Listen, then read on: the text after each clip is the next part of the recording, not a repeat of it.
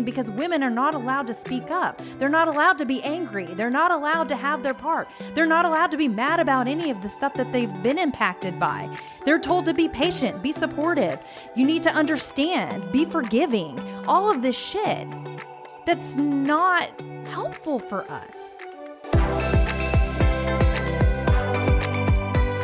Welcome back to another episode Till the Wheels Fall Off. I'm Matt. I'm Paige. Gonna get a little deeper than usual today as we talk about patriarchy. What is this word we all hear about so often? For half the room, their eyes glaze over. For the other half, they are cheering to hear more about how this system, which does exist, is in place that has affected women for years and years and years. And how does it show up in relationship repair? How does this show up in recovery? How does this show up in systems throughout our lives that make it easier for guys like me, I'm a guy, to get away with things, to put simply, right? Get away with things. And how is it silencing women who have actual pain? I am not the most qualified person to speak on this. I will say that up front. I'm a guy who is no doubt, like when I was in recovery, as a guy in recovery, like I benefited from having the mic, no pun intended, as I'm sitting here and talking into a microphone, but the space and the grace. But Paige and a lot of women like Paige have to be told, they're just told to be patient. Just be patient while I figure things out. 75% of men generally, or 75% of substance abusers happen to be men. And that means that women are affected by this at a much higher rate than men. And then you've got this system in place that has sort of silenced women from the very beginning. And what you get at the end of that is this terrible storm that makes it really difficult to rebuild relationships. It makes it very difficult for women to come forward and talk about their pain. And we're going to discuss it today. I think it'd be a pretty interesting episode. We didn't do a ton of prep, so everything that comes out of our mouths will be for the first time. But we're going to talk about how patriarchal systems have shaped recovery, relationships, emotional expectations, and the idea that men are supposed to lead, right? Supposed to lead. The myth that women should be quiet, be nurturing, be patient, endlessly forgiving. And this conversation is going to unpack, I think, how these gendered beliefs, if you will, aren't just outdated, that they're damaging. Simply put, they're damaging. We're going to talk about how anger and control and emotional labor, and even pop psychology and like therapy language have been weaponized against women. A lot of our listeners, and what it really takes to break free from those roles that were really never meant for us in the first place. Created long ago and probably don't serve us anymore, but yet here there was a we reason all are for it. Yeah. Back in the day. But times have changed, things have evolved, and we need to evolve with it. Yeah, we don't ever get political. We've always said like we're apolitical in general, just like on a personal level. And so when it comes to this, we're going to touch on some things that may shade there, but yeah. I want people to remember that like this isn't a political show whatsoever. We're talking about a system that affects our listeners because it deals with recovery. It deals with rebuilding relationships and sort of the systems in place that are supposed to guide people through that process of healing and how they don't really do what they're supposed to be doing, generally serving one side rather than the other. So it's going to be fun. Hey, thank you to SoberLink. SoberLink is our sponsor for today's show. If you don't know what SoberLink is by now, where have you been? It is the world's greatest accountability device. What I mean by that is if you were someone like me who wanted to stop drinking and you've tried everything and you came up short, I always ask people the question, what's going to be different this time? What's different this time around? I didn't know this existed when I was getting sober, but I wish it was. SoberLink can be what makes it different this time. SoberLink is a device. It's not just a breathalyzer, but that's essentially the function it serves. It's got military-grade facial recognition technology. It's got 24/7 standby staff to review the data that's coming in so that if you happen to wear some strong cologne or something like that, they can review it. They know the difference. They'll ask you to test again. And it sets up a network of people that are there to support you and hold you accountable. So when I mentioned what's different, accountability, SoberLink has that built in.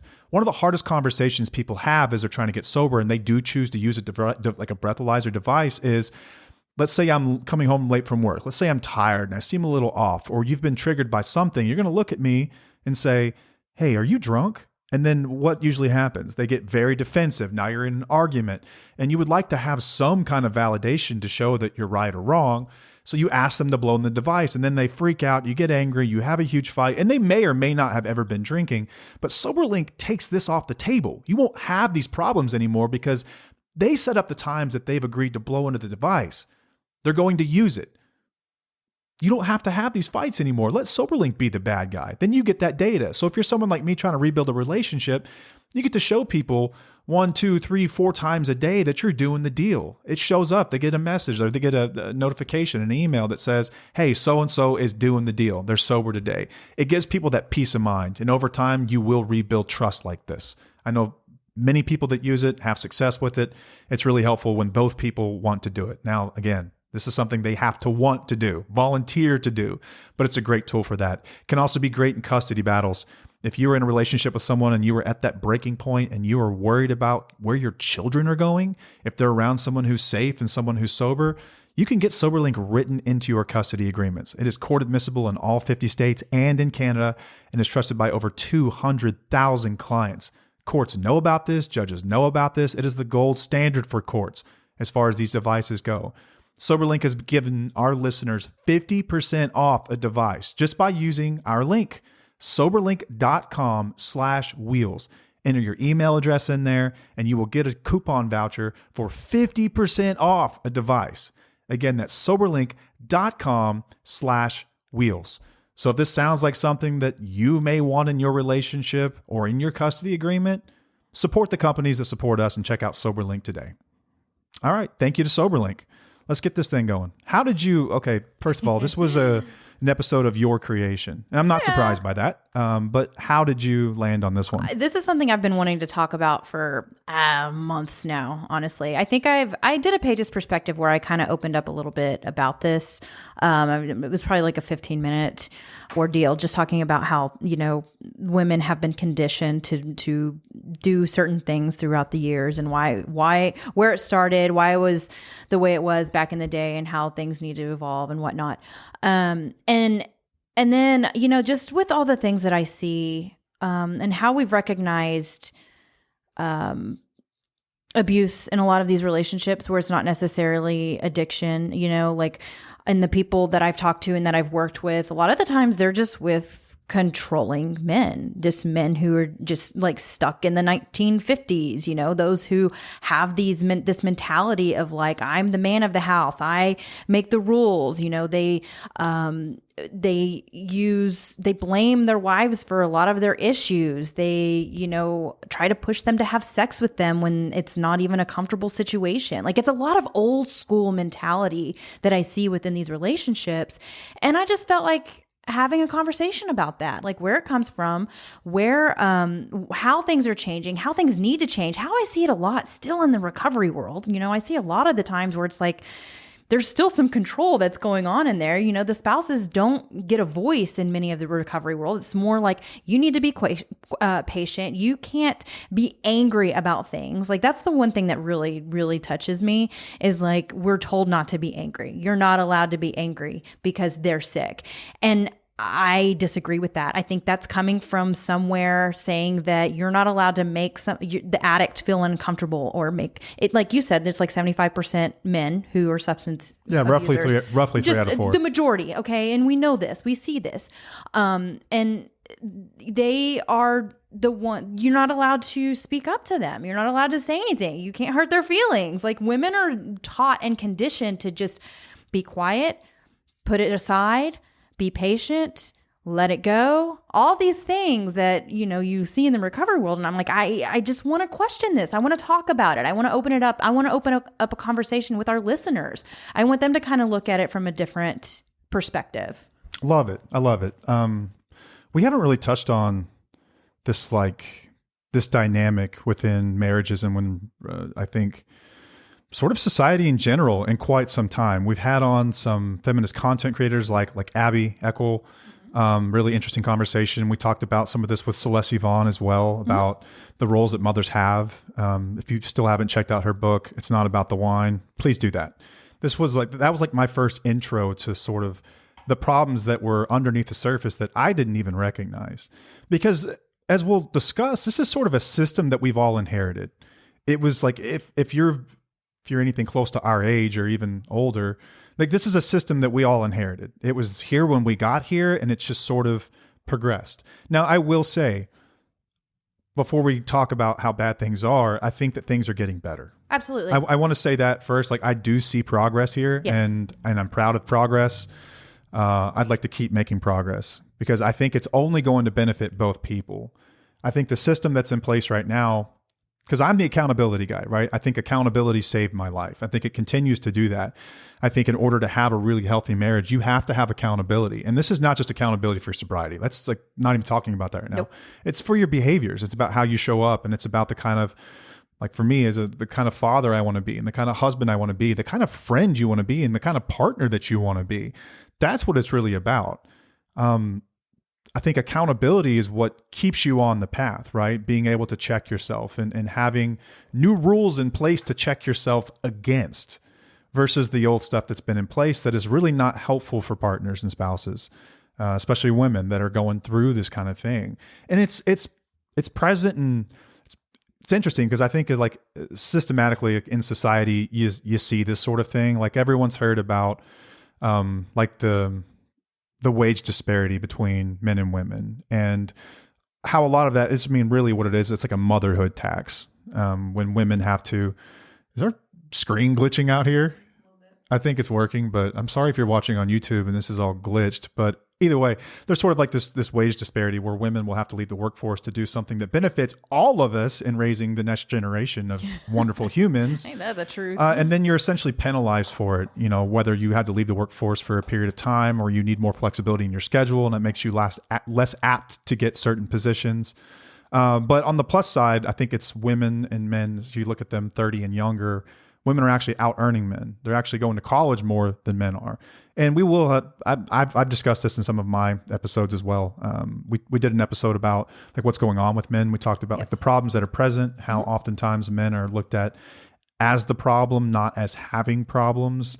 We know, looking at suicide rates and things like that, men are struggling right now. And it's not something that we're sitting here, we're not trying to fuel the fires, what I'm saying. We're not trying to pile on. We're just talking about a real issue. Like, and it's important for us, I think, because it was, I know for me especially, it was a really big turning point, I think, in our marriage and the way that our relationship works, when I really started to acknowledge the stuff and started to work against it. And we started to rebalance the scales a bit about how power worked in our relationship and our marriage.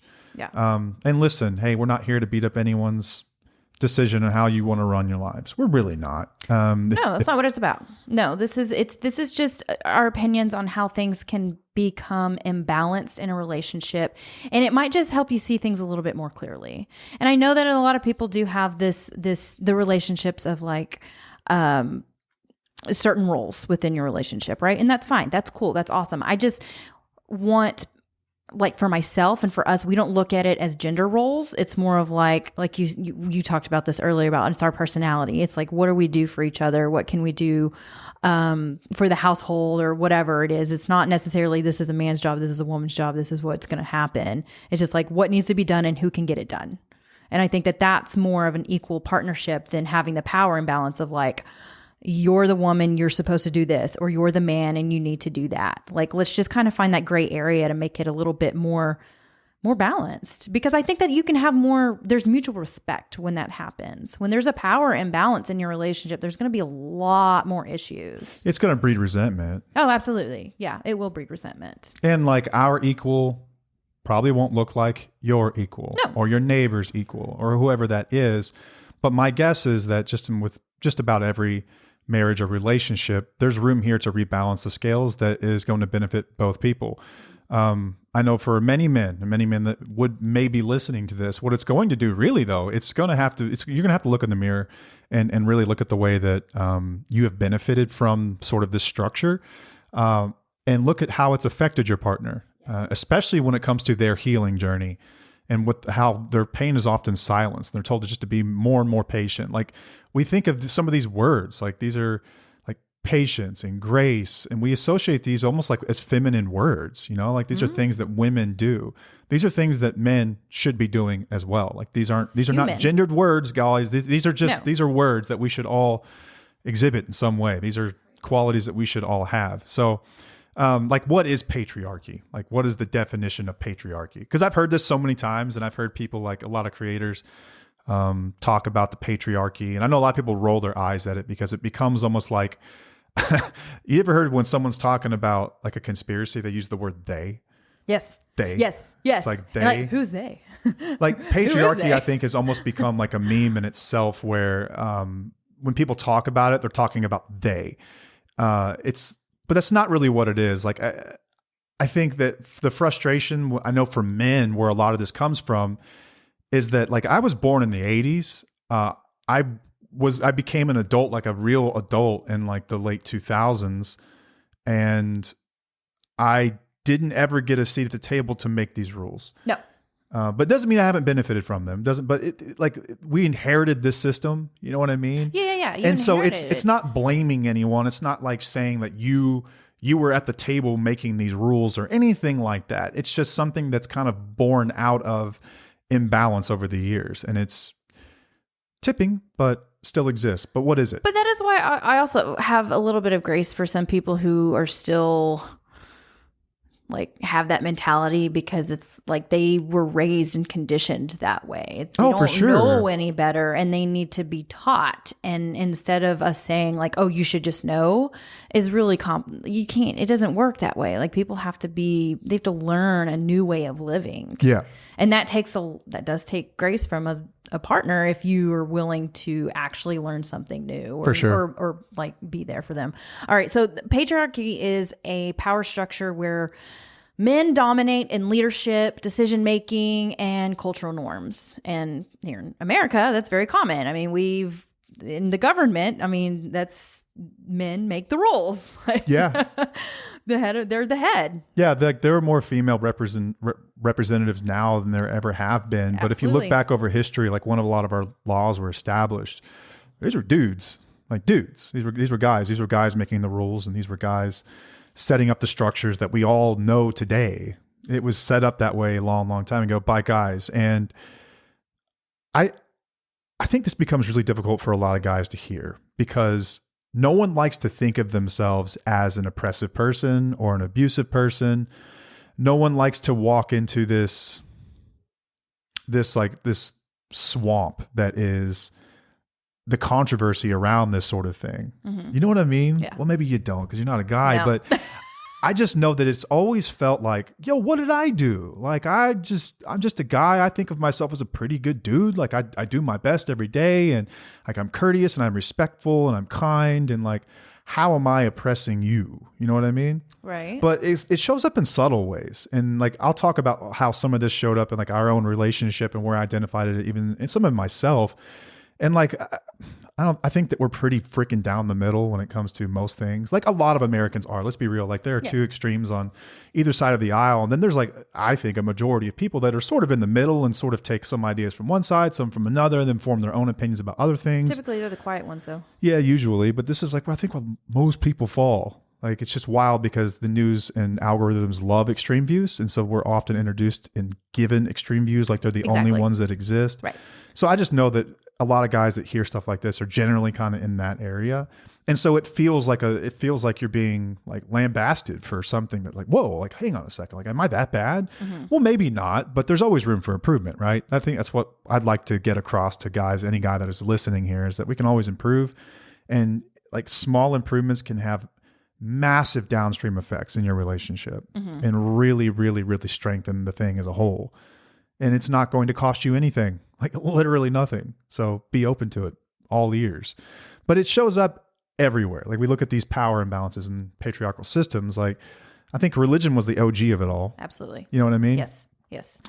Like, submit to your husband. The man of the house is the man of the leader of the house. Yeah. Or the home. Like, you're taught that we are supposed to do whatever the man tells us to do. Yeah. And again, not shedding on anyone's idea about what that looks like in their lives, like, to each their own. And I mean that truly.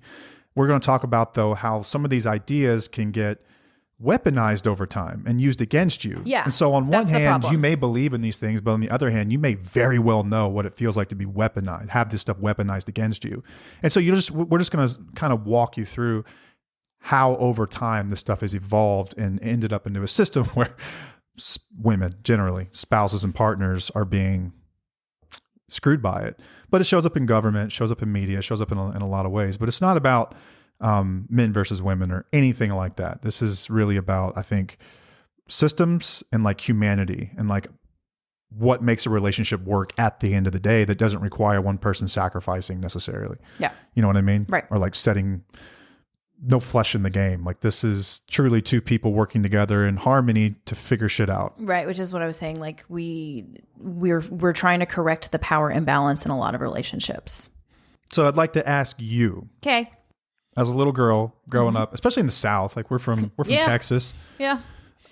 How did some of this stuff show up in your life? And your family wasn't particularly religious. No. But I think that those values are kind of around you all the time. And if even if your parents weren't religious, maybe theirs were, and maybe they carried strong values. And some of these things get passed down like subversely, you know? Yes. Yes. So on one side of my family, one set of grandparents that I had, they were very old school. It was very much the man was definitely in charge. My grandfather was definitely in charge of the house, of making decisions. And my grandmother was the submissive one, was the one who was to be cooking, to be cleaning, to be taking care of the children, to basically not say anything. Like she was pretty quiet. She was pretty timid. She was there, you know, she wasn't, but he was pretty intense, I have to say. It was pretty intense, but it was very just old school mentality. And it changed a bit with my parents. Like I think that they were pretty progressive, honestly. You know, my parents got divorced. You know, they didn't stay married for the kids or anything like that. You know, they had the decision to actually split. But it showed up in ways, I would say, I remember being taught that like women are too emotional to be in leadership roles. Oh, I know dudes that still believe this. Yes, I know people that still believe that. And I had that mentality for a while because that's how I was raised.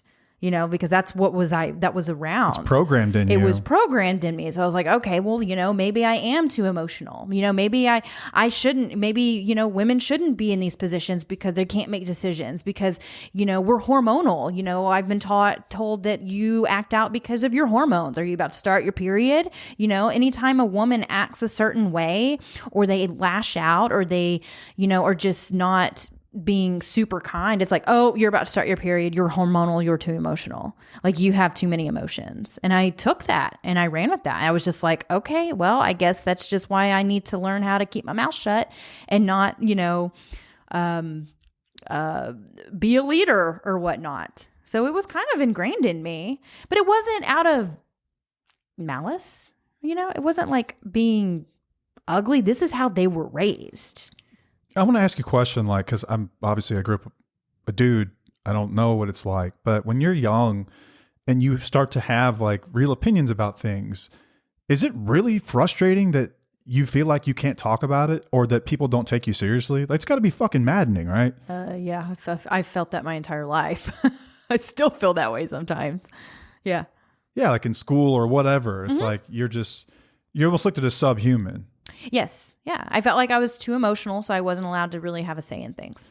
Yeah. And so I think this is like one of the first ways that these roots are sort of set in place, that later down the line, you become conditioned to think that this is okay. And you become conditioned to pushing down your emotions anytime you do want to speak up. Right. You just become familiar with it. Right. And you get used to it, essentially. So like when we talk about patriarchy, that's the kind of shit we're talking about. Mm-hmm. We're not talking about like old guys that look like Warren Buffett at a table, like making, you know, like pulling the strings of the world and how this works. It's things like this that show up and how they affect people downstream later in life.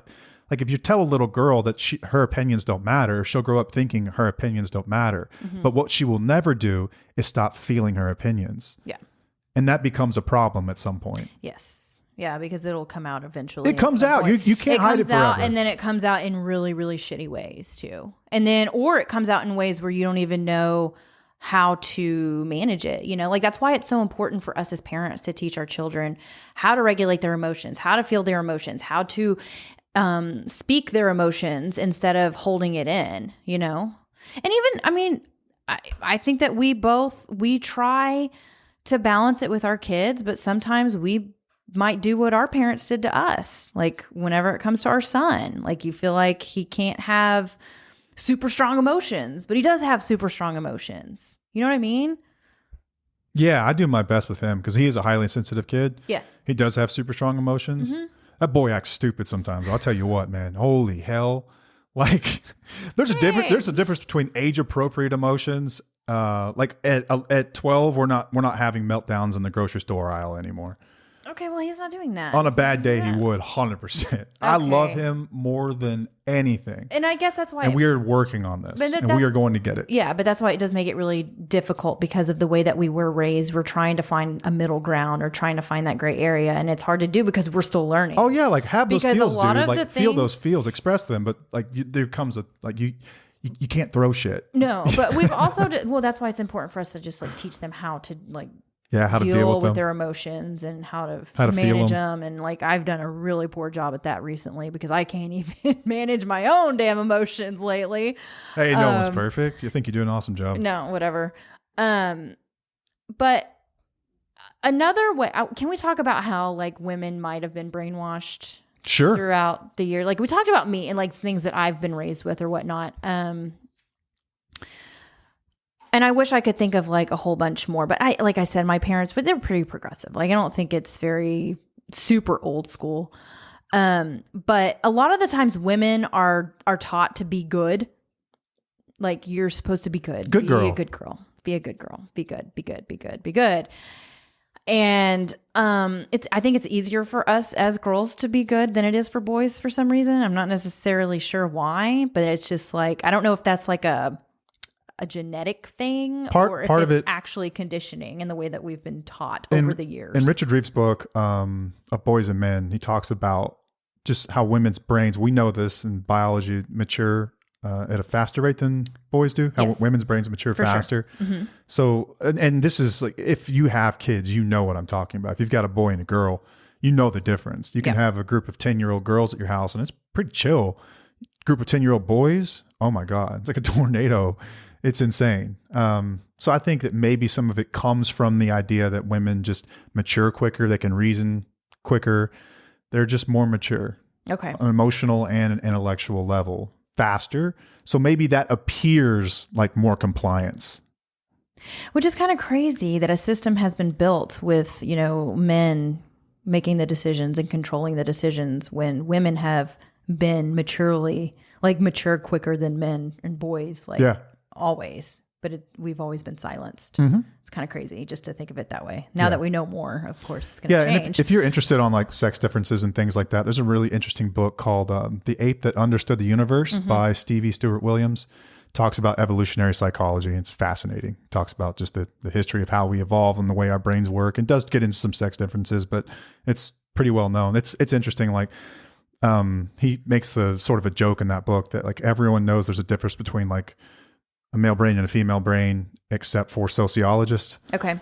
Because there's so much context in sociology. And it's fascinating. It really is. But like biologically, your brain matures faster. Okay. Well, let's just kind of go back in time. Okay. Let's go back to the 30s and 50s. Back in a time when women didn't have very many rights. And even when some like recovery programs were actually brought into the world. And what women were not allowed to do back then. Yeah. And so we're talking about like the foundation of AA. And like, I'm not going to go through the whole history of the foundation. And in fact, I don't know the whole history. I think I know enough to talk about it here on the show. So it was born out of the Oxford Group, which was a Christian-based recovery movement that took place. I think they got started in the 20s. And the guy that, as lore has it, that Bill Wilson, the founder of AA, talked to was this guy named Ebby. Ebby came to visit him and kind of gave him this idea of a spiritual cure for alcoholism. And Bill goes and has like his white light moment where he is, cured. And then he develops the steps with Dr. Bob Smith. But this was born out of a religious movement. And so sort of baked into that, whether or not they realize it or not, and especially being 1930s, is you have some of these systems present, right? We talked about some of the stuff where it's like submit to men. Some of these ideas are very present, not just in the actual text, but culturally, even if you're not an actual like practicing Christian, whether you realize it or not, you've been brought up, if you're in the United States, generally in a Christian culture and values more prevalent in different parts of the country than others, but they're still in there. Yes, they're in sure. there, like the founding fathers, and like this is baked into the idea. So when we talk about like how some of these spousal programs evolve, like the most well-known is Al-Anon. We've all heard of it. It's been around for years and years and years. So AA was started in the 30s. I think the book was published in 39. I don't think Al-Anon became official until 50 or 49. Yeah, it was like 12 years afterwards, I believe. 50s. We'll just say 50s, okay? So what was the environment like in the world, in the United States, for instance, for women in the 1940s? It was a very different place. Women could not even get a bank account until the 70s. Right. They couldn't get divorced without proving abuse or adultery or these other things. And again, you had to prove it. Right. You know how tough it is to prove something, especially without a digital trail like we have now with cell phones. And abuse wasn't considered he talks to you bad. No. It was it was physical. only physical. Right. So it wasn't just someone who's an asshole. Yeah. It was a very different world back then. So remember, you can't open a bank account. You can't file for divorce. I think that no-fault divorce was a California deal in 1969. Correct. 74 for bank accounts. You couldn't rent or buy property without a man's signature. You could not keep custody of your children if you were seen as you'll see like rulings say the word emotional. Emotional. That goes back to what I was just talking about. Yeah, and again, like I always like to think that rather than assuming malice, you just assume incompetence. It's how I get through the world without assuming everyone's a bad human. I think that what they didn't know, they didn't know. And what we know about like psychology and the evolution of even the therapeutic practice in the last 20 to 30 years is what trauma is and what abuse is and like what narcissistic personality disorder is and like what these things that really affect people in a negative way really are. Remember, they didn't know about this stuff back then. Right. They had no clue. But to be seen as emotional, which could be like reactive defense or reactive abuse, very well could have been like the result of someone being extremely abusive in a relationship. Yeah, it's like a but if trauma you're response. emotional, no, sorry. So then you're protecting your children. And a lot of time what this led to was people sticking around in relationships that were not the happiest. Something that I've always wondered is when people say, like, we get divorced too quickly now. And I'm not saying that people, okay, this is going to be tough. I'm going to walk this line as carefully as I can because I think that in general, marriage has served us both really well. Yes. I think like the idea of it served us really well. I think there were times where that commitment to one another was bigger than how we felt in a moment. Because there were times I'm sure that you wanted to just bash my head in with a vase when I was sleeping, over here laughing. Yeah. It wasn't that far. But you were pissed at me. You were really upset with me. Yeah. And the idea that you have this bond and this word that you've given does keep people around. Like it's bigger than us in some sense, right? It's a lot to unwind from a legal standpoint, very expensive to unwind. So the idea of marriage has kept people in relationships for a very long time. So anytime someone's told me my grandparents were married for 70 years and they did just fine, I'm always thinking, but were they just fine? Or is this all they knew and there were no other options? Yeah. How was your grandmother really? Yeah. I've always wondered. Now, I'm not saying that there weren't some couples that were extremely happy and they were best friends and they played and they were lovable and they were fun their whole lives with each other. But I know some where it was like they were just two quiet people that happened to live together and they just procreated in the same home. And it was really weird. The dynamic was not what I would consider like something I'd want to be part of. I know that you wouldn't. Right. And I would challenge that many women and men even today wouldn't want to necessarily be part of. Like, was it really based on love or was it just based on, and then we can have a whole debate about, is that better or worse than what we're doing now? Not worth the discussion right now. I would love to have that discussion one day. It's interesting. I don't really have a firm opinion one way or the other. For sure.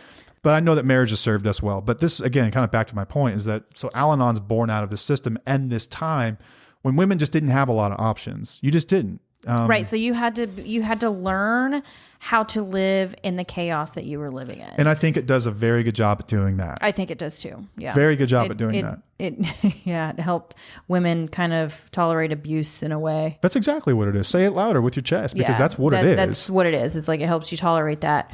And it's at different times now. Like that needs to change.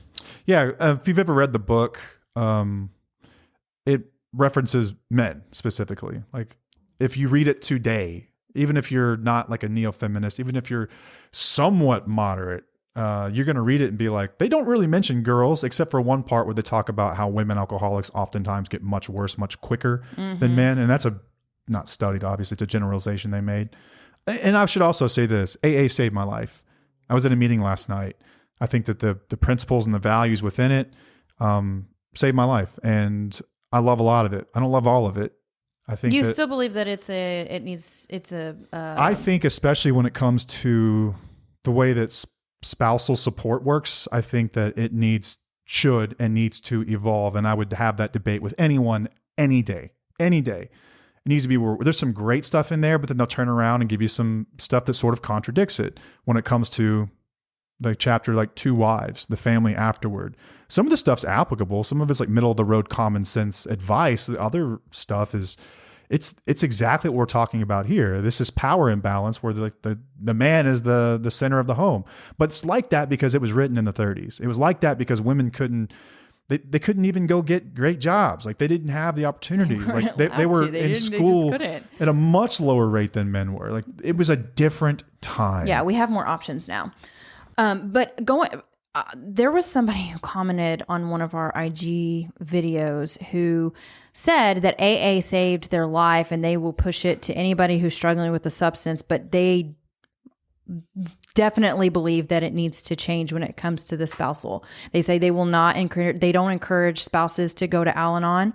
They try to talk to the people who work within AA, like the upper levels, to get it to like change and, be a little bit more progressive. And they say it's very challenging to do because there's a lot of old timers in there that just believe that this is how it is and this is how it's going to stay and this is what works. They haven't changed it in a long time. I was talking about this after a meeting recently with a few guys. And there's a huge book I haven't read yet. It's like the history of like it's AA coming of age. Like it's a comprehensive history of how it came to be and like why it's changed at some point, and some words are changed and it has been changed. Like page 50, 59, 60, 58. Hang on. I'm counting in my head. Page 60. Okay. There's this part we read in the very beginning of every meeting called How It Works. And there's these 3 things that they ask you to essentially accept. And it's that,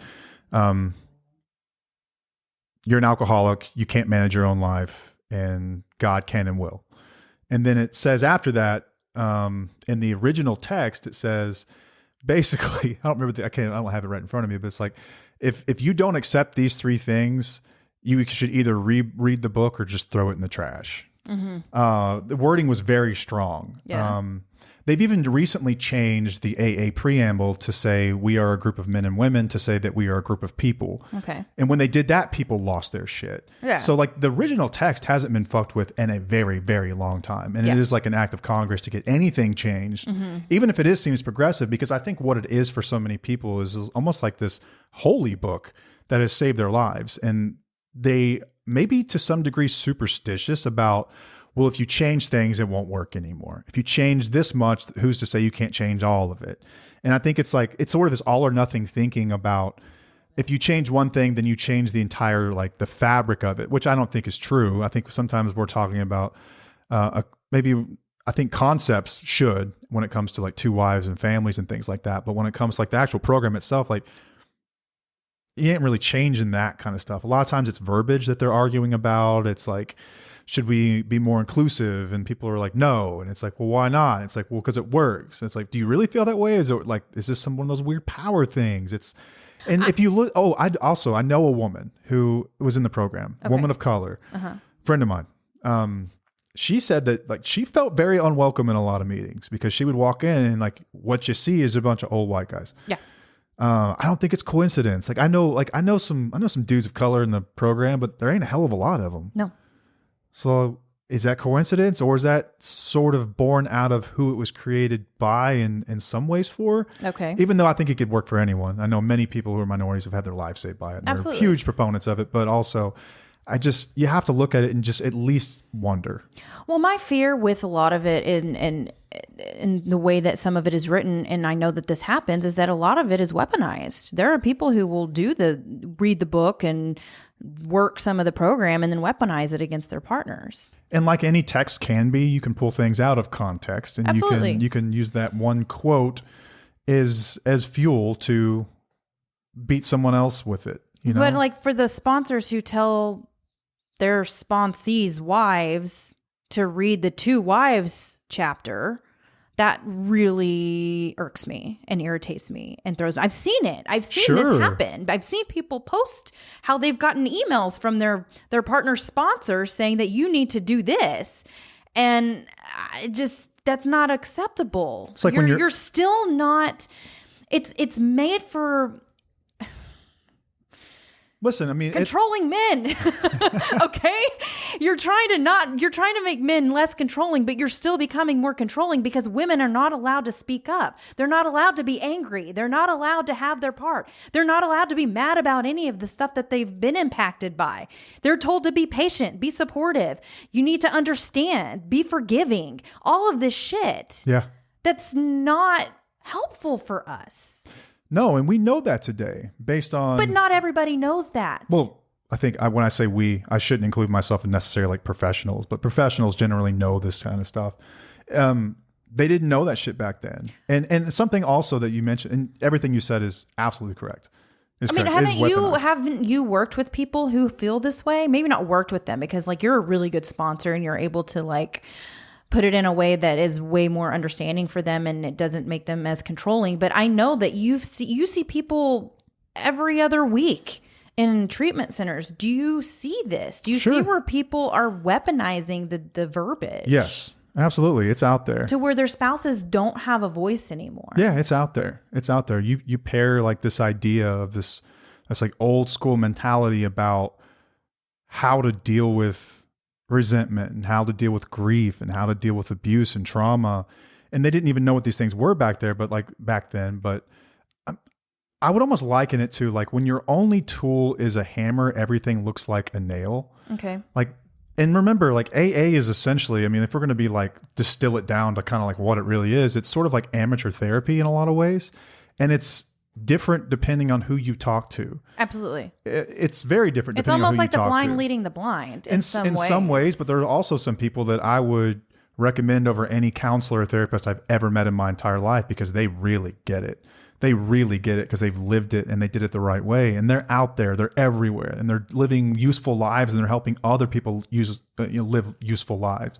They're also, because you're only like, when it comes to sponsorship, like there's no, like we don't have to go through courses. We don't have to go through a training or certification process to become a sponsor. No. You just had to have done it with someone else. So the quality of your program is generally based on the quality of your sponsor's program because that's who showed you. And if that's your only exposure is from your sponsor and you don't get a lot of outside perspectives, that's all you're going to know. And so when someone comes to you and says, what do I do about my husband, my wife, whoever it is, they're going to use the only tool they have, which is their hammer, which is that book, and say, apply this. Even if it's the tool that needs to be used is something more gentle, like therapy or family counseling or, trauma-informed therapy. Their only tool they have is that book. And so it's just all they have is what I'm saying. Oftentimes it's not malicious. It's just all they know. It's just what they've been given. And so it's almost preached like doctrine. People will say it's a cult, which I disagree with because in cults, people do what they're told. Yeah. In AA, they don't. They do not do what they're told. Nope. So it's, but it's, I think in well-meaning 99% of the time, but there are also people who show up with these crazy ideas about the dynamics of men and women. And then they read this kind of thing and it just reinforces it. And is it really helpful for relationships? Unless you've got the special kind of relationship where you're the type of, I guess, woman that's willing to accept that kind of shit. No, it's not going to be helpful. And if you've got a lot of trauma and pain, it's not going to be helpful. It's just going to make it worse. Stuff's just going to get shoved down and it's going to stir up and resentment and everything else. And you're going to be told to let go and let God, and you're just holding on and you're codependent. when we're talking about real people who have real pain and real hurt and they're silenced because of this. But I would like to say it's like the contingent on who you're around a lot. If you get linked up with the group, like I'll just use my state as an example, like out in East Texas in the boonies somewhere, and it's like 4 guys in their 70s and they only know the old school way of doing it. And they're like big book thumpers. What do you think you're going to hear in a place like that? And then what do you think that guy's wife is going to hear as a result? Yeah. You know what I mean? Right. If you go to a meeting in New York City or in Boston or somewhere where it's traditionally more progressive, you're probably going to hear a bit different message, but not always, because it's still in the text. And there's some people that are like, just buy the text. I sort of broke that mold based on the guy that showed me how this worked, and then kind of the way I interpret it my own and what I know about relationships and how we actually rebuilt it. And I don't even cover that shit. I don't cover that chapter. Yeah. I just fear that, like, going back to the controlling, like I feel as though, and kind of thinking about Lindy Bancroft and his writings and how, like, if you're a controlling man, you need a program based on controlling and abuse. Learning how you're not being abusive, and that AA is not enough for that, in my opinion. If you do it right, it addresses these things, but not in the same language that we talk about it today. Right. It's very subtle, and a lot of people may not pick up on that. It was glaring to me when I read it, but that's also, I think it's dependent on like how you were raised and then what you're exposed to and things like that. But you didn't really pick up on a lot of it until you read the Lundy Bancroft book. And that's when you were like, shit, because it's actually putting it into better terms. Yeah, that book was life-changing for me. So I feel like if we're just really thinking of a program like AA, like, it's probably great to keep you sober, to get you sober, to keep you that. But when it comes to the deeper shit, I think that there needs to be more involved. I think there needs to be more involved there. I think that therapy, another type of program, something else that's more up to date. Yeah. Because you're not going to address all of the issues that, your behaviors, where your behaviors were. Not just, I know that it does address the behaviors, but it's still not like today's terms. Yeah. And it's like, it's not a blanket solution for everything either. And I'm not sure if it was ever really intended to be, because we're talking about problems that they didn't even know were really existed when it was written, Well, when it was written, it was meant to be done in a weekend. Yeah, they used to do it in like a weekend. The steps were done in a weekend. Yeah. And then there are some people that will take like 4 years to do it. And I'm like, what are you doing? Yeah. But nowhere in there does it say how fast or how slow you're supposed to do it. Yeah. Like that stuff's not prescribed. It's just kind of I'm not here to bash it, because like I said, like you've said, it has saved your life. And I understand that. I appreciate that. I do think there's a lot of great things in it. I learned a lot of things in it that helped me, kind of just let go of stuff and go with the flow. Of course, I questioned a lot of the things that were in there based on today's times. And I think that's helpful. I think that's a good thing. I don't think that's a bad thing. But I'm not bashing it. I'm just trying to talk about it in terms of today and how it applies today and what could change to make it better. Yeah. I think today. I just remember like one of the most common words that's used when it comes to like what's really going on underneath the surface of a lot of people who struggle with addiction. They talk about selfishness. Mm-hmm. Which pisses a lot of like super progressive people off in recovery. But like, just look at the definition of selfish. Like, we're not calling anyone a bad person. We're just saying that your actions are selfish. Does it talk about selfish in the book? Oh yeah. Hell yeah. It talks a lot about it. It says like, it basically says that that's the root of everything is selfishness and self-centeredness. And if you can work on that stuff, then you're going to take care of a lot of other things. I agree with that. I do too. And I think that that's applicable. And I think that's still applicable to this day. And it's amazing to me they identified this. But what they're not saying that probably could be expanded on, and maybe just conversations around it, is like things like abuse. Like when we say abuse, it's devaluing or invalidating and devaluing. Is that what it is? No, I don't think it is. It's not mistreating, yes. devaluing and mistreating. And so in that sense, it's a lot of things, selfishness and abuse. And so I think that, yeah, you can actually work on some of this stuff, but some other stuff may go way deep.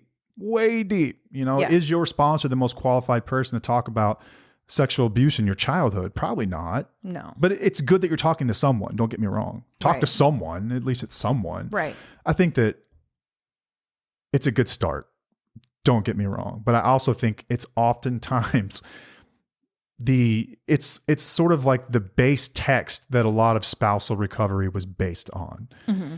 And the chapters that specifically point toward them, spouses and partners and wives specifically, aren't helpful. I think you can read that and you can find a few paragraphs that are like, okay, for sure. Yeah. And then the next one, you'll be like, hold on, fuck that. Hang on. No. That's not how I would want this to work. But remember the time period this was written. It's a product of its time. And in many ways, a lot of these systems are also products of their time. And it's still happening. Yeah. And so I think so it needs to be progressive. And I think that change. there's so much rhetoric that comes out of just groups in general, and a lot of the sayings and stuff like that aren't even in the text, but they become like almost part of it. Where it's like detaching and things like that, attaching with love. Like that's not like in the book. That's not like part of the program itself. Maybe it's in some other texts that deal with Al-Anon, but it's not in like the 12, like it's not in the AA book. No, maybe some additional literature, like approved literature. I thought that was a term from Al-Anon. Yeah, but what's Al-Anon? What was it originally based on? It was the 12 steps, right? Yes. Not in the first 164 pages of that book. 100% it's not. But it is, I think, in some of the other texts that have come out. Okay. So it just depends on which one you work out of, the stuff that you've actually read. But the program itself, like those 12 steps, it is not mentioned in the first original 164 pages of that book. It is not. 100%. Because it's written for alcoholics. Why would they be talking about that? So I guess it depends on like how fundamentalist your view is of Al-Anon and spousal recovery. It's almost like the quality of what you take away from it. Mm-hmm. Does that make sense? Yeah. But remember, it was a program built by men for men in a time that served men. And so is that applicable in 2025 is the question I think we kind of have to ask. And I think quickly you can say, well, probably not all of it. Nope. Maybe some of this stuff is okay, but I think we could all agree that some of the stuff needs to be updated and changed. And it just hasn't been. Mm-hmm. And so along with that, I think we can kind of get into silencing. I think that's probably like when you got really emotional. I shouldn't say emotional. I meant it in a good way, by the way. I wasn't meaning that in a bad way. Emotional to me is a good thing. It's like you're passionate about this, but we're talking about being silenced. Just a minute ago? Yeah, like we're talking about being silenced, like through control and like how this comes out. And also, I should say that I think that a lot of the times and I see it's the worst in like comment sections. Like when someone posts a video and people who have worked Al-Anon or they show up like with an idea about Al-Anon or like help them or whatever else, they show up and they get really defensive. Like you don't get a trophy for self-abandonment. You don't get trophies for this kind of thing. But a lot of times that's what they're asking others to do. Like if that worked for you in your particular set of beliefs and ideas and in your marriage, good for you. But this other person saying that they're hurt is not wrong for that. Or saying that it's not working, that it doesn't work for them. That's okay. Like you're shamed for saying that this program does not work for me. Yeah. And like, AA is just as bad. You get a lot of shit for that. And I just think that that's like not acceptable. And that's why we need more programs out there like TUFO and Independently Strong. Like we need this kind of stuff because it's updated. It's more progressive. It's not. But if you sit there and you say that this is not for me, you get the craziest looks or you get the craziest comments, or it's like, oh, well, how dare you speak about that whenever it worked for me? And it's like, okay, cool. That's great that it worked for you, but it does not work for everybody. And that's one of my comments that I make to a lot of people is like, it does not work for everybody. It doesn't. Sure, I've taken some things from it. Like there's some great stuff, but there are things in there that made me feel like I just needed to shut up and I can't say anything and I'm not allowed to be angry and I'm not allowed to feel a certain way. And I was silenced because back in the day, you were not supposed to be angry. You were supposed to be silenced. You needed to have more patience, more supportive, be a supportive wife, blah, blah, blah. No, I'm a human too. And this kind of goes into like how I get really frustrated that I feel like it's okay for men to be angry. It's okay for men to be aggressive. It's okay, like it's acceptable in our society and culture. But for women, it's not. It's like not acceptable for us to be angry or upset. If we're angry or if we're aggressive, it's like, oh, you're crazy. Oh, you have problems. Oh, you're emotional. Oh, you need help. But when a guy gets angry, it's like, okay, well, what did they do to you? What made you angry?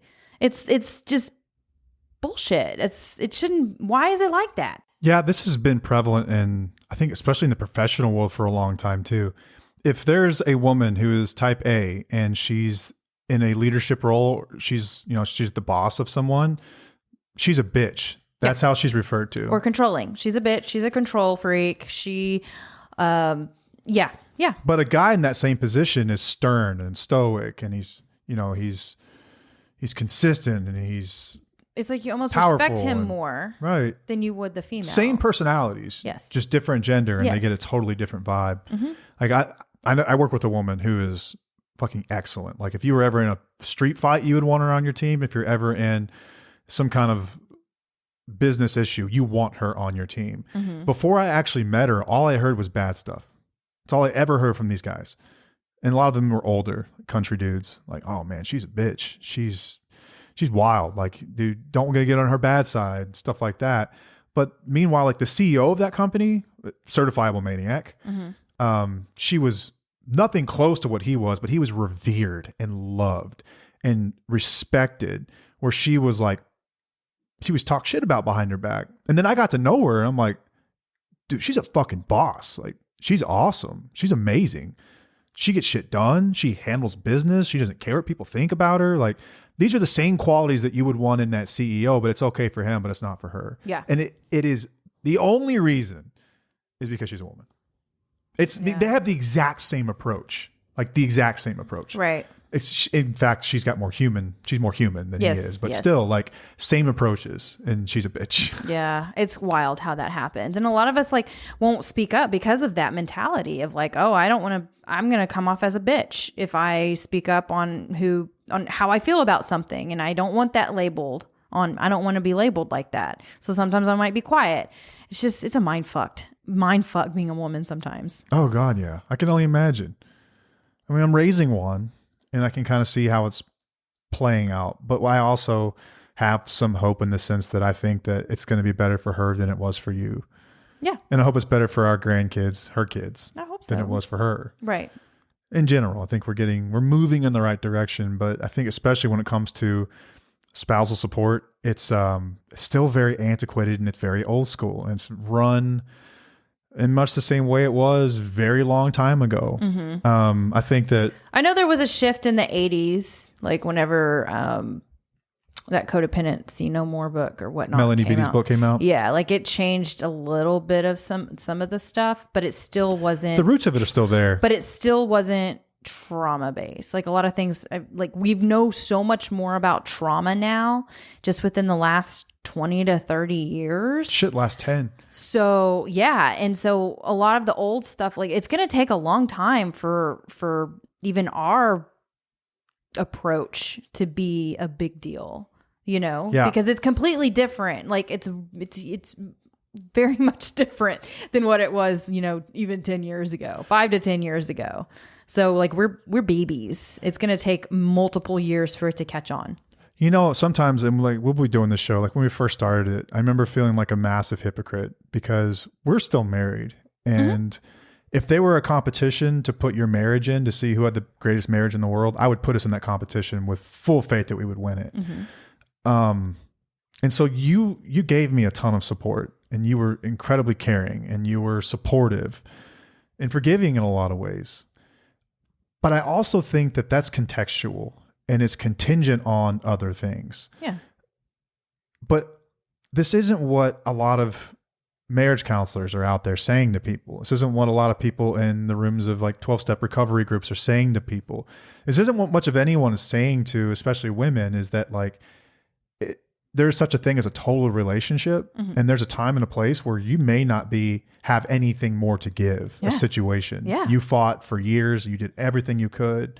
And I always felt like such a hypocrite saying, but we shouldn't, because it's just a fact. I think that's just a truth that you can get to a point where you're just done with something, and it's past the point of like what would even be considered healthy to try to rebuild. There's just too much damage there. Yeah. And I feel like that we are allowed to say these things because we've been on both sides. Sure, we haven't left, but I see what it's like. I know what it was like during active addiction, and I know what it takes in recovery to stay married or to keep going or to be more forgiving or to work through it. Like, I know what it takes. I don't see that a lot. I see where it's still, even in recovery, they're acting like they're still in active addiction for a long period of time. And I think it's okay for us to say, like, if you're done, you're done. That's totally acceptable. Yeah. And just because we didn't say we're done doesn't mean that we don't have a voice there. But I think that we do have a voice because we have been on those sides. It's crazy to me that, like, even growing up, like, the only thing you ever heard was that, like, you work things out, you figure things out, you stick together no matter what. And then, like, that's an absolute. And, like, I don't believe in absolutes. Not really. Maybe there's an exception here and there, but I really don't for the most part. And, like, why should we? Because someone said they're absolutes. Who's to say that there isn't someone out there who it is safer for them from a standpoint if they could harm themselves or for their children to not be with that person? Like, why has no one ever said that being independent's an option? And I'm not sitting here being a proponent of, like, leaving anyone or divorce, because, again, like, marriage has served us well. Like, the tools we learned in repairing a marriage have served us well. And I think they help other people. But there's also this non-zero number of people out there that they've done all that and it didn't work. And they're still told, figure it out, keep trying, keep doing. It's like, and they'll try for years and be miserable. And then before you know it, you're 60. And it's like, I was done 20 years ago. Why did I waste 20 years of my life with this absolute asshole who treats me like shit and showed no want to ever fix anything or to try to repair their own life? Mm-hmm. It's wild to me. Like, I think that that's sort of like the worst case scenario of all these narratives. And it comes from a million different places we've talked about. It kind of starts, like, in the original text of, like, biblical and a Christian society. It starts there and it carries on. And, like, it's just wild to tell people to, like, that martyrdom is, it should be something you seek to do. Like, this is something to be proud of. Self-sacrifice for the good of another. In which case, I also think that what you did for me was the greatest gift you could have ever given me. And that was grace. I didn't deserve it. You gave it to me. I didn't ever feel like I was owed that. I still had it in me. It wasn't totaled at that point. We were 27. Yeah, 27. You just turned 20. I was 26. I still had we still had time. I still had it in me. I still had the patience. It wasn't totaled at that point yet. Yeah, and that's the X factor. And that's something that you won't really know, I don't think, until you start to work on the repair and you see what that could look like, and if it's even possible. Yeah. But you could also see that when you're still in the dysfunction by saying, like, I just can't do this another day. Like, we'll have Annie on before long. I was just thinking about We her. keep traveling, and so we keep getting schedules screwed up. But Annie Parker's got an amazing testimony about this, about what it was like and her reasoning. And she gets the worst messages every single day from these people that we're talking about. Yeah. A lot of them are guys, but a lot of them are just like what I would call trad wives. Mm-hmm. These traditional role wives where they're like, how dare you? Yeah. Yeah. But she's also said that, like, her biggest supporters are people in recovery. And I think that is such a big takeaway and a big thing, like, to understand, is that those who have changed understand exactly what she's dealing with. It's those who are still in it that are typically against what she says. Or people who refuse to accept that they're in it. Yeah. Yeah. There's a lot of people that are in denial that are, on that. I can't wait to have her on. She's going to be such a great That'll great be our guest best episode. On. That'll top Dr. Porter's. But I do feel like we are, when it comes to programs or whatnot that's out there, like, I feel like we're some of the only ones that are like, hey, it's okay if you're done. It's okay if you are not wanting to be a part of this anymore. It's okay for you to move on with your life, especially if you have children. Like, if there is abuse involved, which typically there is, and there is no, recovery happening, yeah, you have got to have self-preservation. You need to take care of yourself. You need to take care of your children, and it's okay. Like, not very many people are saying that. No, they're not. Because there's a system in place where, we're supposed to... We have defined roles. We have these defined roles, and we're supposed to make sure the man is happy and gets what they want or whatnot based on a system. And that's the patriarchy. Like, that is still there. Like, we don't need that. We're able to have jobs. We're able to have our own bank accounts. We're able to live or have a home of our own and make our own way. You know, we're able to do that as women now. We don't have to necessarily have a man unless they're healthy. Are there any roles within our marriage that you still look at as like gender roles, like something I should do because I'm a guy? Ooh, so this has actually changed throughout the years. Something happened with my car, and we talked about this on an episode a long time ago, I think, whenever I had my tire wasn't working, or I had the tire, oh my gosh, check tire status. Or TPMS light? Yes, thank you. That light comes on my cars all the time. And you got really angry at me, and you were like, if something happens to your car on the side of the road, I'm not coming to help you. And it pissed me off because I'm just like, what the hell? There's like, more context to that, by the way, but I'll allow it. Okay. Okay. Whatever. It was the argument you had with me that it ain't a big deal. And I was like, okay, well, when it blows out, because I was urging you to like fix it. And then my retort honestly, in anger to you was, okay, fine then. If it blows out, don't call me. So back then I was pissed because I was like, okay, this is something that you should have been taking care of anyway. You know, car, dude, do that, whatever. And I've definitely shifted my mentality over the years with that because I'm like, you know what? If I got to do it, I can do it myself. Like I get my car washed, I get gas in my car, I go take it to get it main service and stuff. Yes. And for the record, I don't mind handling these things. I just need to be informed when there's an issue. Usually it's when I get in the car, the Christmas tree lights up the dash lights up like a Christmas tree and there's all this stuff. I'm like, why didn't I could have dealt with this slowly. And here's the thing too, is that I would have probably said the same shit to you as though like if you did something that I told you over and over again, I'm not going to help you. Kind of like when you stuck your tongue on the freezer in the deep freeze. I don't think we ever told that story, have we? I don't know, possibly. Maybe. I don't know. Quick synopsis. Okay. So Matt had this idea. He's like, we were talking about him sticking his tongue on ice and how, you know, it doesn't freeze. It doesn't freeze. He would tell me. And I'm like, okay, have you not watched The Christmas Story? Because you know, if you stick your tongue on something that's frozen, your tongue is going to stick to it. Well, this dumbass, I love you. But he went out into the deep freeze in our garage and stuck his tongue to the deep freeze. And I said, if you do that, I'm not getting you water because I told you multiple times that this is going to happen. It stuck. He pulled his tongue off and it bled. There was blood all over the side. My tongue exploded. The top layer of my tongue came off and blood shot out from my tongue. Did I get you water or anything? No. No, you didn't. So I thought that the movie was dramatic. I live in Texas. I'm not used to freezing weather. I've never attempted this, but I thought it can't be like that bad. I figured you'd just like wiggle it loose. No. When I stuck my tongue to this freezer, it stuck like super glue and there was no moving it. And you sat there with your arms crossed in the doorway. And I could look up from the freezer and see you and you just walked off laughing. And I had to pull my tongue away and then blood went everywhere. I would have eventually gotten you something. Well, but yeah, so back to the tire thing, you can understand where that comes from when someone's resistant to doing something you're trying to help them with. Yeah, like, I know, but that was... But either way, so there were things... Now that I think about that, that was really messed up of me. I should have gotten you some water. No, I learned my lesson that day.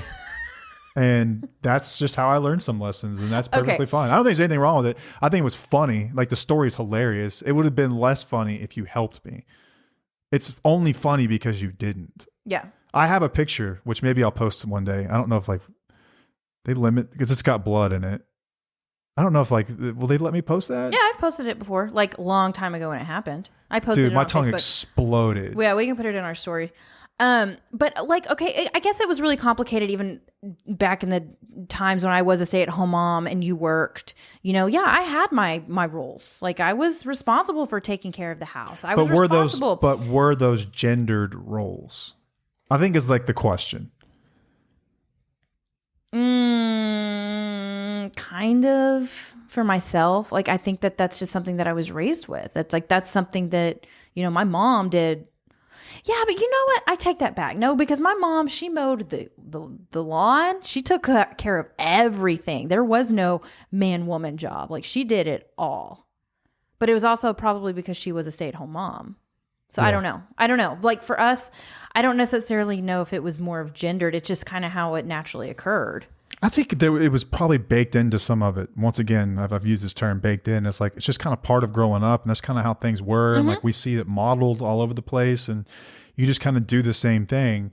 And without realizing it, now you're kind of playing part. But one thing I have never done, I've never weaponized finances. Nope. I have never once looked at it like, this is what I earn. Nope. This is like my money. I've never done that. And it makes me disgusted when I see people do that, because I don't think, this is a tangent, but a rant nonetheless, is that I don't think that guys realize when, let's just say that you earn enough and you're in a position where one of the parents can stay home, whether that's you're a stay-at-home dad or you're a stay-at-home mom or person, however you want to call yourself, doesn't matter, but one person can stay home, the other person doesn't. I don't think people realize that that's a privilege and a sacrifice at the same time. A privilege in the sense that not everyone makes enough income where they don't have to go work every day. Two people working, one person can stay home. That is, especially these days, it's a pretty unique situation. But when someone does that, especially a woman, they're also giving up some of their own dreams and some of their own identity that's involved in their job. And it's some of like the pride that you take in your work and their independence to be able to leave if stuff gets bad. Like, they are trusting you with so fucking much. And I went through that. I've always recognized that whenever because you took a lot of pride in your career. I did. When I started to make a certain level of income, it's like, it was something that was always really important to you, was being especially present when the kids were young, being able to stay home with them and not send them to daycare. Yeah. It's something that you wanted to do, and we both wanted to do. I remember that it became too much for you to like try to work remote with a little kid around too. That's just a nightmare. Yes, I was allowed to work from home and have my baby at home. Yeah, but then it becomes a cost benefit analysis. Do not recommend doing that. Yeah, it becomes a cost benefit analysis as well, where you look at what you spend on daycare versus what you bring in, and it's like, yes, it's basically a wash. Right. So it would be the same as you staying home, basically. Yeah, but my job was not based, it wasn't the finances for me. It was more, like you said, independence. Like, if shit hit the fan, I wanted to be able to, take care of myself and take care of our kids. It was also just a pride thing. Like, I enjoyed working. I liked my job. I liked what I did. Like, it gave me purpose. It gave me something to do. Like, I enjoyed that. I felt like I was making some type of difference, like everybody needs a job. Everybody needs a purpose. Everybody needs something. And that's how I felt. So whenever we made the decision for me to stay home, I did have to let go of a lot of I had to sacrifice a lot. I had to let go of my, possibility of moving up in the career. Like, now I couldn't go back and do exactly what I was doing, and I have to start from scratch again, because I've been out of that type of work for 11 years now. But you've got a pretty good resume you've made here, though. Yeah, that's true. But still, it was, joking. Yeah, shut up. What do you mean? No, I'm not trying to like diminish what you're saying, but you did. You made a huge sacrifice. No, I made a sacrifice. Whenever there's that chunk of time missing, employers are going to look at that and go, I don't think you're really cut out for like an executive role or leadership role. But then like you're at the age where you should be in one of those roles. And like, that's what you gave up. Yeah, but I was also looking forward to my new purpose, my new job, my new opportunities to, take care of my kids. Oh, you mean the most thankless job in the world? Exactly. And I think a lot of people don't understand that. Like, when you're a stay-at-home mom, it fucks with you and your mentality. Like, it really does. It's hard. Like, you are in charge of so much. You're in charge of the household. You're in charge of your children, like these little human beings. You're in charge of scheduling. You're in charge of parties. You're in charge of, like, the mental load is so intense, and it takes its toll. Eventually at some point you're just like, I'm struggling here. Yeah, and you're almost looked down on by some people too. Like people who really do value like their work and what they do. Like, there are a lot of women who are like, sometimes women are the meanest to other women. It's not even the guys out there. It's other women who are so hateful. And they'll disparage you for wanting to be a mom. Like, I heard this story recently. I can't remember the name of the guy who was telling the story, but he was saying like his wife, he's a famous guy. And so his wife was at one time like in a great career and really proud of it. And they were making enough money where she always wanted to be a mom. Something she always wanted to do was be there for her kids and raise her kids and be involved in their lives so that no one else had to raise their kids. It's just something she really wanted to do. And she ran into a friend at like the grocery store, and she said, so what are you doing? You know, and she was telling her about all these promotions and these places she's traveling and these projects she's working on. And then her friend asked, well, what are you up to? And she was embarrassed. She said, I'm just a mom. And he said that hearing that just broke his heart. Just a mom? That's it?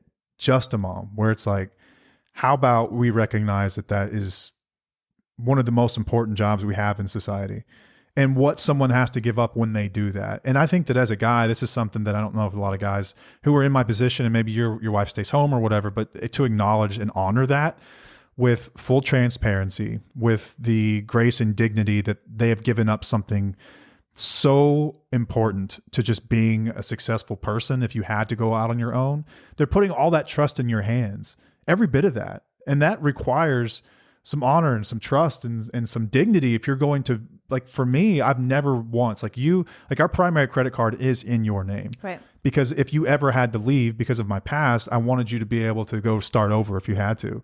So you have like perfect credit and tons of, and then like what we do here, like, and then as far as finances go, like I've never once ever tried to weaponize for 1 second anything that I've brought in. No. Ever. It has always been ours. Now, I didn't weaponize it, but I did have a problem like when you were in active addiction where you were spending all the money. Well, who wouldn't? And That's I like was totally like, different. I'm Yeah, like, this I is would too. my money that I'm earning and you're spending it on shit. Like, I would have killed me too. Yeah. That would have killed me too. But I'm think that these are kind of the little subtle changes that you can, it's little changes like that. I think that we did it the right way, going over time and like showing our kids how that should work. Mm-hmm. They can really start to change this stuff long term. It's little microcosm changes like that. Do you feel like we have like gender roles? Not really.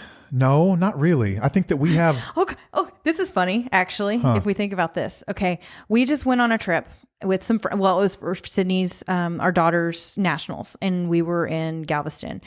Matt's not allowed to lift anything. He can't do physical labor. I handled all of that. Like I was picking up the heavy bags. I was picking up, going 2, 3 4 flights of stairs. Like if you were to count them like that, it was a lot of stairs. I remember it was really hot, but I was having to carry everybody's up and down the stairs. Like I loaded the car. Typically, if you think about it, it's the man loading the car and then the woman inside doing all of the housework stuff or the groceries or whatnot. Our roles were completely swapped there.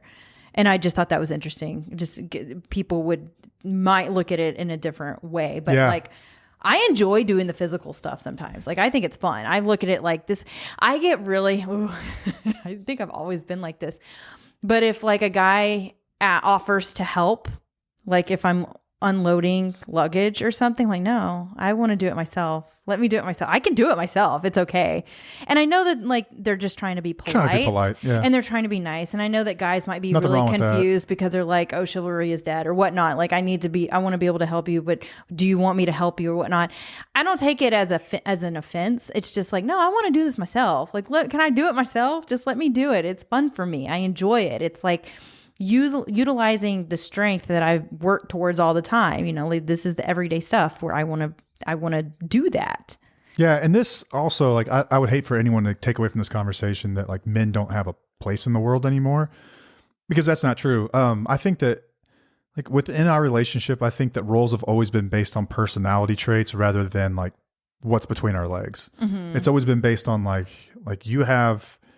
you were just generally more patient than me. I've learning patience and trying to practice it every way, but I think that you just came stock with more patience than I did.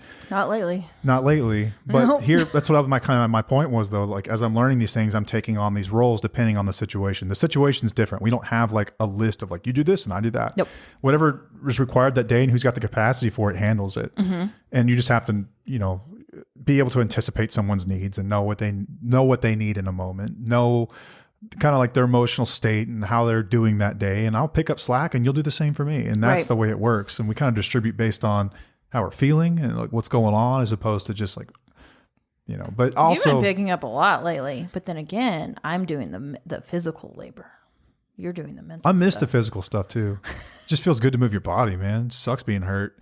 But also I think that a lot of guys can hear this kind of conversation and feel like what's our point anymore.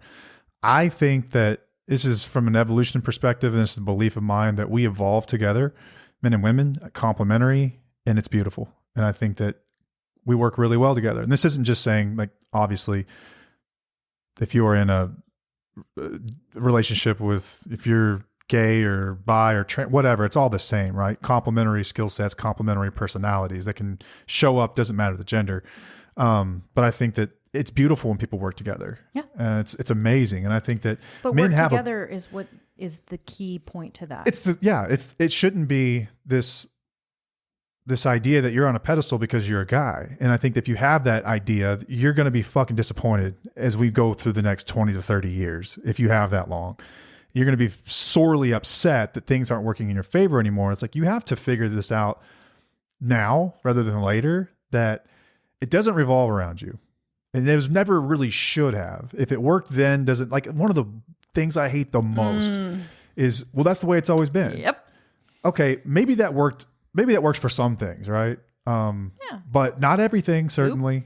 And I love to tap rules to see if they break. It's fun. It's been a lifelong hobby of mine.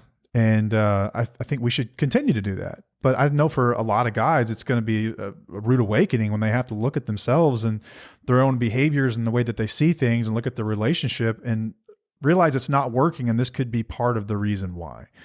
And it's not that you don't have a place in the world anymore. And I know that so many men, like, there are double standards too. Don't get me wrong. Like, it is a fact. We were talking about this before the show. Like, when women cheat, they were pushed to cheat. When men cheat, it's because they're assholes. Now, more men cheat than women. Don't get me wrong. That is true.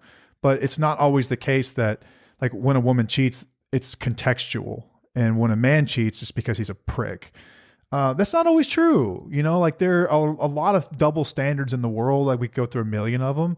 Guys are not seen as having problems. Guys are seen as being the problem.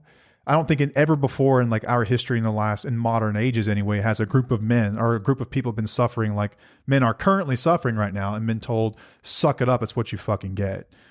Without having, like, government dollars spent on programs to help them and outreach and, like, a way to pick them up. Like, we're just like, for the men are struggling, and these are men who had nothing to do with the system that are currently in place. These are like teenage boys who were born into this, a system set up by guys that just happen to be the same gender as them many, many, many, many years ago. And they're struggling right now, They're earning less than women 30 and below. They are going to school at lower rates. They're taking their lives. We will lose as many men this year to suicide as we will women to breast cancer. Like, these are real problems. Like, don't get me wrong. Men have a place in this world. We have a place. I just think it's fucking stupid to think that it's based on what's between your legs and not the content of your character and who you are as a human. And there are amazing qualities about you if you're a guy. There are amazing things, but you're not owed shit just because you're a guy either. It's about who you are. It's about your values and the way you carry yourself and how respectful and how courteous and kind and empathetic and forward and stoic at times that you can be. It has nothing to do with, you are not owed shit. And I think that's where so many of these problems come from. I think you need to save this for a Monday episode. Maybe I should. I feel like this is a really good segue into you actually, like, speaking to men a lot more. I need to, because I want to. And not from an addiction perspective or standpoint. Like, it's more of just like, what can you do better from personal development? What needs to change? Where are you struggling? Why are you struggling? What can you do to get out of that rut? Like, I think that you have a voice for these guys, and I think that it's time for you to shine. I disagree. First of all, because my thing has always been here is, who the fuck am I, right? Like, I don't think that I'm some guy that needs to be put on a pedestal and be more like him. But what I do see in my own little circle are guys that struggle with the same things I struggled with. And I don't just mean drugs and alcohol. I mean, just in life in general, certain beliefs and ideas that are limiting. And I think if I could be helpful to them and help them rebuild relationships and be more useful and feel better about themselves, I'm happy to do it. But I just think it's cringe because there's so many fucking male content creators that are out there that are like pushing this idea about this is what a man is. But they're doing it for themselves, and they're doing it for an ego boost. You're not doing it for that. You're doing it for as being an inspiration, as being like, you know what, if you take it, awesome. If you don't, okay, that's fine. Theirs is more of like, okay, I've got this, be more like me. But that's not your mentality. It's just like, look, I want to help. I can guide you. Here are some things that you can do differently and see if it works. It's not about your ego. It's not about boosting your ego. It's just about spreading the message to others so that they can be better. I'm going to try it. That's all. Take the ego out of it. I think it was Abby who actually called this out. And at first it kind of irritated me because I felt attacked. But there are a lot of male content creators that push content and women love it. And that's great and all. And they can feel very validated by it and everything else. But don't I have a duty to actually help fix the problem? Mm-hmm. Which in my circle, as far as I can see it, was the behaviors of guys. Yes. And how we show up in the world. And you know what? She's right. Yep. I think her real issue was like they're profiting and pillaging off of like women's pain, which we don't do that. Our program is yours. I just serve as sort of like a sounding board on some things. You but let them know what if somebody's working or not. But I think if you really want to make a difference, you got to reach the people who are struggling. And I think that at the root of a lot of these issues, which are guys that have grown up with these ideas that are not healthy. They're not helping their relationships. They're not helping them. And not helping their children. I will create more of that stuff. So if you're a listener and you like our stuff and you start hearing more of this stuff, just know that that's what we're trying to do. We're actually trying to make a difference, like real difference in the world. Yeah. Speaking of making a real difference in the world, we have our own program, and I'm going to like plug that in here real quick, called Independently Strong. And it is it's based on my experience, what I've gone through and how I got out of it. We talk about trauma bonds. We discuss healthy relationships, power imbalances. Matt has a section on addiction and where he talks about abuse, which is very important. It's something different than anything else out there. And in my opinion, like we're kind of we're changing things. We're trying to change the recovery world for spouses and give you a voice, help you find your voice again, help you find yourself again, help you trust your instincts again, which, you know, we talk about a lot, how in these dynamics, you lose your voice, you lose who you are, you lose you don't really lose your instincts, but you feel like you do. So we help you gain trust in yourself again, because you can't trust others until you trust yourself. It's 10 modules long, self-paced. We have a weekly community meeting with others going through similar experiences. It's been very powerful for a lot of people within the program. So if you're interested, go to independentlystrong.com and use code Wheelies75 for a 75% off discount. You nailed that. Beautiful. Thanks. Better than my rambling ass. Good job, man. This is awesome. To the point. Eloquent. I loved it. Thanks, babe.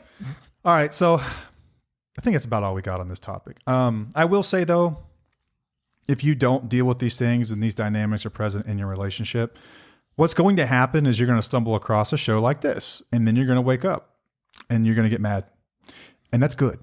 Mm-hmm. That's not a bad thing. That's good. Mm-hmm. You're going to stop apologizing for your standards. Yep. You're going to stop performing for validation. You're going to start protecting yourself, and that's a beautiful thing. But in general, I think it's almost like a soda can, and the longer you shake it up and disturb it without letting something come out, it's going to explode. Don't let it get to that point. Don't let it get to that point. But we recognize there's a problem. I think that anyone who's ever been part of it can recognize that there's a problem, and I hope that we can help people fix it. At the very least, I hope that we can spur the conversation that helps the people that actually fix it. If it's not us, please someone. But as we talked about, I think that there are systematic issues. The patriarchy is real. I even hate saying that. It sounds so cringy. Like, there are many male-dominated features of society that have kept women oppressed for a very long time, and never more prevalent than in spousal recovery and in addiction recovery and in relationship rebuilding. Some of the shit I've heard from people who have been to counseling and make you want to throw a chair. It's insane. It's insane. You will not get that here. You will not get that with us. Again, we are not counselors. I don't have a degree in counseling. I have a degree in finance. I didn't go to school for any of this stuff, but I have common sense, and I hope you do too. So lots of experience. Lots of experience here. So thanks for listening. Yep. That's all I got. Do you have anything else? No, that's great. Awesome. Until next time, I'm Matt. I'm Paige. And we'll see you. Bye.